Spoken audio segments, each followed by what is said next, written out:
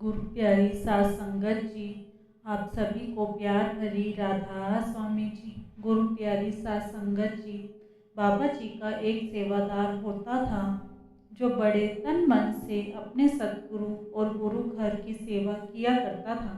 उस सेवादार की एक टांग खराब थी, इसके बावजूद भी वह सेवा में कोई कमी नहीं छोड़ता था। उस सेवादार का एक नियम था कि वह जब भी अपने घर से आता था तो अपने सतगुरु के लिए एक डोलू में लस्सी लेकर आता था। उसकी पत्नी सुबह उठकर रोज दही से ताज़ी लस्सी बनाती थी और वह बाबा जी के लिए लस्सी लाता था और दोपहर के भोजन के साथ में बाबा जी को लस्सी भी परोस देता था। बाबा जी रोज एक गिलास लस्सी ज़रूर लिया करते थे, क्योंकि वह अपने प्यारे सेवादार का दिल नहीं तोड़ना चाहते थे। बाबा जी देखते थे कि यह सेवादार इतनी दूर से रोज बैसाखी के सहारे मेरे को यह लस्सी देने के लिए आता है। बाबा जी रोज उसका लंगर के समय इंतजार किया करते थे। ऐसे ही एक दिन जब वह सेवादार लस्सी का डोलू लेकर गुरु घर की तरफ जा रहा था, तभी उसको गांव के सरपंच ने रोक लिया और पूछा कि भाई, तू हर रोज इस बर्तन में क्या लेकर जाता है? तुझसे ठीक से चला नहीं जाता, फिर भी तू लंगड़ी टांग से रोज कहाँ पर जाता है? तो उस भाई ने सरपंच को बताया कि मैं अपने बाबा जी महाराज के लिए इस डोलू में लस्सी लेकर जाता हूँ। उनको हमारी लस्सी बहुत पसंद है और जब तक मेरे तन में जान है तब तक इस लस्सी को रोज वहाँ तक पहुँचाऊँगा। उसकी यह बात सुनकर सरपंच हंसने लग जाता है। अगर तू अपने बाबा जी का इतना ख्याल रखता है तो उन्होंने यह तेरी टांग ठीक क्यों नहीं की? अगर तेरा गुरु इतना शक्तिशाली है और तुम उसे भगवान समझते हो, तो वह क्यों तुझे इस दुख भरी जिंदगी में देखकर भी तुझ पर अपनी दया मेहर कृपा नहीं करते? आखिर तुझे उसने दिया ही क्या है? तो वह सेवादार भाई कहने लगा कि मेरे सतगुरु ने मुझे अपनी सेवा का मौका दिया है, मेरे लिए तो यही सब कुछ है, मेरे मन में और कोई इच्छा नहीं है। यह कहकर वह सेवादार भाई आगे बढ़ने लगा तो सरपंच ने मजाक करते हुए उसकी बैसाखी छीन ली और दूर फेंक दी। यह देखकर सेवादार भाई सरपंच से विनती करने लगा और हाथ जोड़कर बोला, भाई मुझे जाने दो, नहीं तो मेरे सतगुरु को बहुत बुरा लगेगा। तो सरपंच हंसने लगा और उस सेवादार के लिए बहुत गिड़गिड़ाने पर उसकी बैसाखी उसे लौटा दी। इसके बाद सेवादार भाई वहां से गुरु घर जाने लगा और रास्ते में सोचने लगा कि आज तो बाबा जी ने लंगर कर लिया होगा। इस सरपंच की वजह से आज मैं समय पर लस्सी लेकर गुरु घर नहीं पहुंच सका। उसके मन में बार बार यही विचार आ रहा था कि बाबा जी ने आज बिना लस्सी के ही लंगर कर लिया होगा। इधर जब गुरु घर में सेवादार ने बाबा जी को लंगर परोसा तो काफ़ी देर के बाद भी बाबा जी ने लंगर खाना शुरू नहीं किया। तो सेवादारों ने पूछा, क्या हुआ बाबा जी, आज आपने लंगर खाना शुरू नहीं किया? तो बाबा जी बोले, आज वह सेवादार लस्सी लेकर नहीं आया।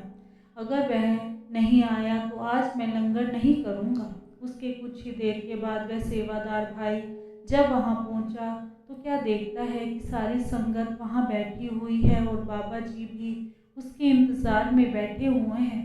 तब तक बाबा जी ने भी कुछ नहीं खाया था। यह सब देखकर वह बहुत हैरान हो गया कि बाबा जी अभी तक आपने कुछ खाया नहीं।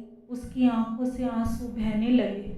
बाबा जी ने उसे देखा और पूछा, क्या हुआ भाई, आज इतनी देर कैसे हो गई? तो वह भाई मन में सोचता है कि अगर बाबा जी को पता चल गया कि रास्ते में लोग मेरी टांग का कितना मजाक उड़ाते हैं, तो वह कहीं मेरी सेवा मुझसे वापस ना ले ले। तो वह सेवादार बाबा जी को कहता है कि आज कुछ काम पड़ गया था, इसलिए देर हो गई। हमारे प्यारे बाबा जी तो जानी जान है। बाबा जी बोले, भाई तू कुछ छुपा रहा है, सच बता क्यों देर हो गई? तो वह सेवादार बार बार यही कहता रहा कि कोई काम आ गया था। बाबा जी तो सब जानते थे, लेकिन वह उस सेवादार के मुंह से सुनना चाहते थे। बाबा जी ने कहा, चल ठीक है, जब तक तू नहीं बताता तब तक मैं भी लंगर नहीं खाऊंगा। यह सुनकर सेवादार की आंखों से आंसू बहने लगे और हाथ जोड़कर बोला, बाबा जी, आज रास्ते में आते हुए सरपंच ने मेरी बैसाखी छीन ली और मेरा मजाक उड़ाने लगा कि तेरा गुरु इतना ही सक्षम नहीं कि तेरी टांग ठीक कर दे।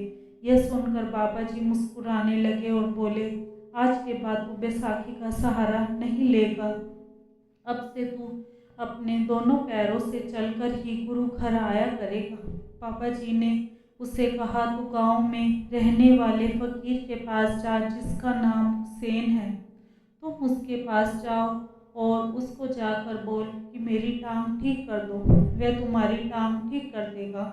जिस फकीर की बात बाबा जी ने की थी वह फकीर उसी गांव में रहता था और बाबा जी के हुक्म में रहकर ही भजन बंदगी करता था।